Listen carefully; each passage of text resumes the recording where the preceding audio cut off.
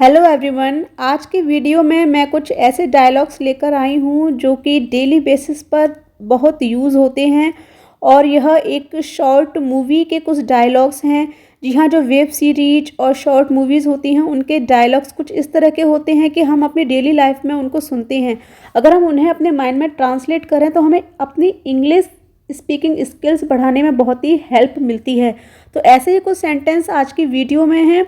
तो आप web series देखिए और शॉर्ट्स मूवीज़ देखिए हिंदी में और उनके सेंटेंस आप इंग्लिश में कन्वर्ट कीजिए जिस तरह से मैंने किए हैं, और इसी अमेजिंग वे में आपको अपनी इंग्लिश इम्प्रूव करने में बहुत हेल्प मिलेगी।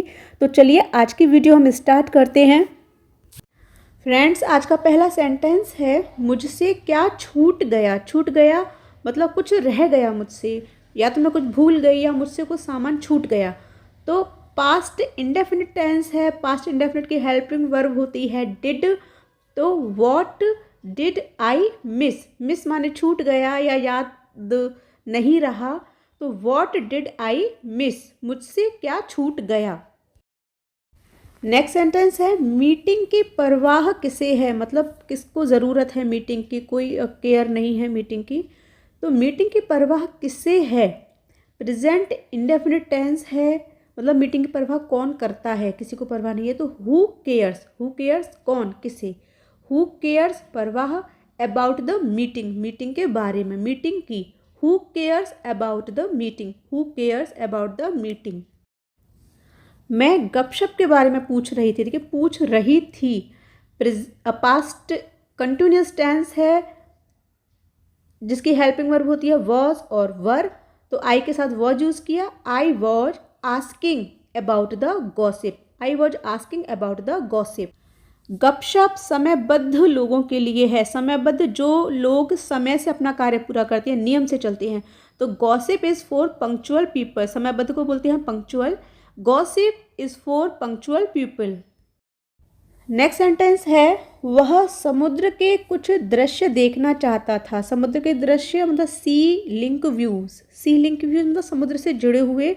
जैसे माउंटेन्स एरिया में जाएं तो हम कुछ देर गाड़ी को रोक के देखते कि अरे हमें थोड़ा निहारने दो, इस उसी भावना से। तो ही वॉन्टेड टू सी, वह देखना चाहता था, सम कुछ, सी लिंक व्यू समुद्र के कुछ दृश्य, समुद्र से जुड़े हुए कुछ दृश्य। He wanted to see some sea link view. तो पहले तुम्हें यहाँ छोड़ सकता था। देखिए सकता है, सकती के लिए हम कैन का यूज़ करते हैं, और क्योंकि यह पास्ट में है इसलिए कैन की पास्ट फॉर्म होती है कुड।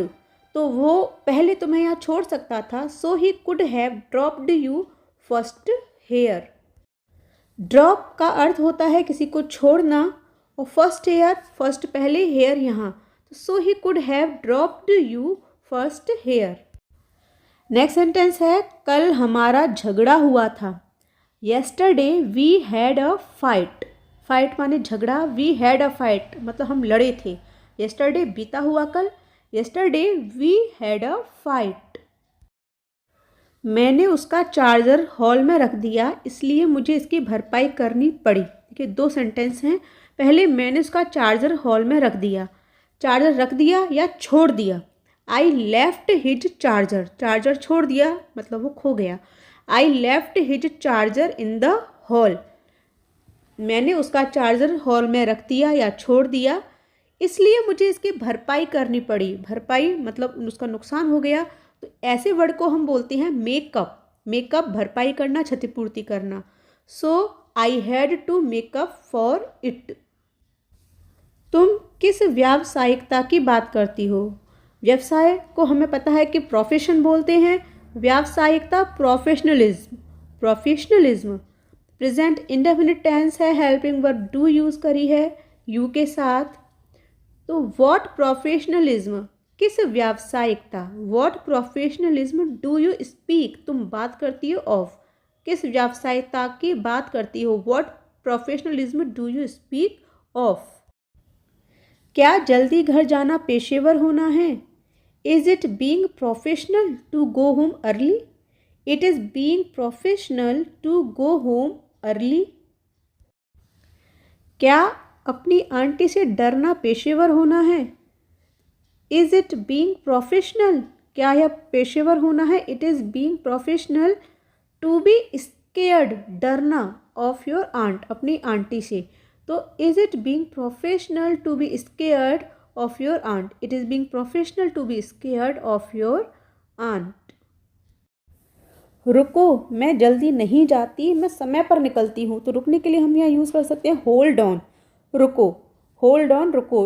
उसकी बात को काट के कहा जा रहा है कि रुको, होल्ड ऑन, मैं जल्दी नहीं जाती। I do not leave early, I do not leave early, मैं समय पर निकलती हूँ या मैं समय पर जाती हूँ।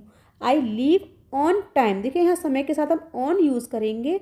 I leave on time. आपकी यह समयबद्धता, एक टोंट टाइप में कहा जा रहा है ये। This punctuality of yours, this punctuality of yours. Next sentence है तुम क्या सोचती हो, प्रेजेंट इंडेफिनिट है।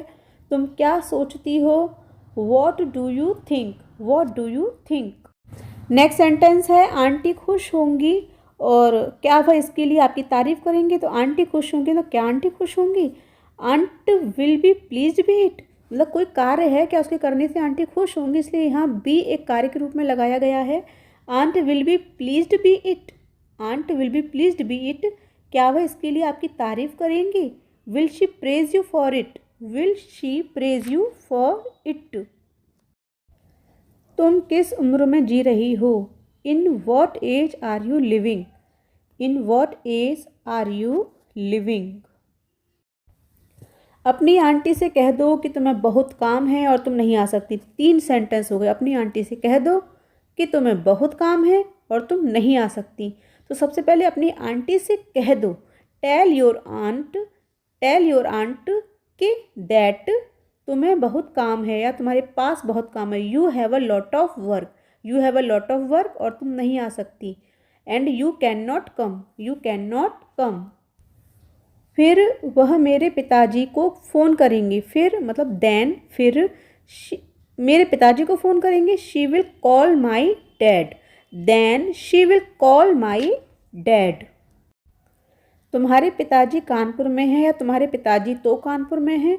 Your dad is in Kanpur, your dad is in Kanpur, बहुत सिंपल सेंटेंस है। वह वहाँ से क्या कर सकते हैं, मतलब पिताजी कानपुर में हैं और तुम कहीं और हो, तो वह वहाँ से क्या कर सकती हैं। तो वॉट कैन ही डू, वह क्या कर सकते हैं। वॉट कैन ही डू, वह क्या कर सकते हैं। फ्रॉम ओवर देयर, वहाँ से, ओवर देयर मतलब दूर हैं, तो वहाँ से क्या कर सकते हैं। From over there, what can he do from over there. यह दूसरी लड़ाई है जो कि तुम नहीं समझोगी या समझोगे। 2 सेंटेंस है, यह दूसरी लड़ाई है। This is another fight, fight लड़ाई, अनदर दूसरी। दिस इज या दैट इज अनदर फाइट जो कि तुम नहीं समझोगे। That you will not understand, that you will not understand.